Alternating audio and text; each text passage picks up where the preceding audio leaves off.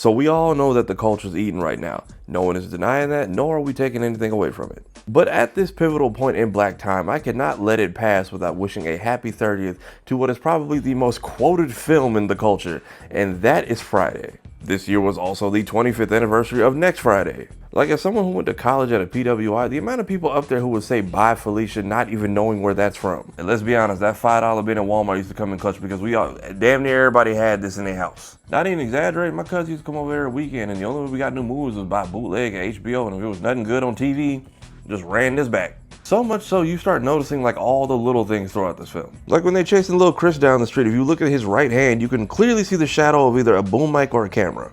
Trudy Proud snapping on Craig with a whole other man in the bed. Putting together that Smokey is the reason this happened to Felicia. And in the second film, remember when Joker said, "What's that on my leg? Hey, what is that, huh? Forget it, I think it's yogurt or something." Remember earlier when Chico wouldn't stop humping his leg?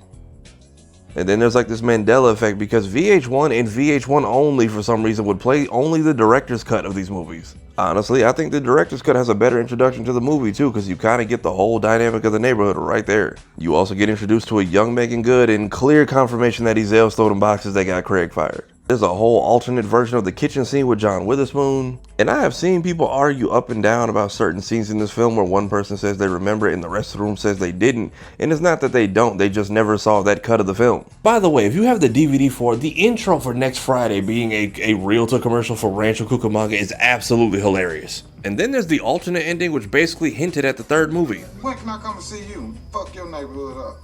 I don't know, probably Friday after next. Oh yeah, there's also this behind the scenes featurette on the DVD where you can tell the narrator has no idea what franchise he signed up for because his delivery doesn't match what's going on screen at all. The sequel picks up where Friday left off, when Craig finally brings down the neighborhood bully Debo. And I know people question the timeline a lot because of the titles, but in that behind the scenes stuff, they confirm Next Friday takes place 4 years after the first one. Then you got the third movie in this franchise, which is a Christmas classic, but nobody knew how to work that Infinifilm version that you had to flip the CD upside down for because you had to keep your DVD remote to use it, and most people lost that. And that film had its own share of director's cuts and deleted scenes. If you haven't seen why Craig and Dede got fired from their last job, please go look it up. But even that movie introduced us to a lot of people we were meeting for the first time, like Cat Williams and Terry Crews. It was technically our first introduction to Cookie from Ned's Declassified and Zero from Holes. But for real, happy 30th to a franchise that I believe it is confirmed to finally be getting a fourth film. And I'm hoping it goes well because we've just lost so much of the neighborhood since then.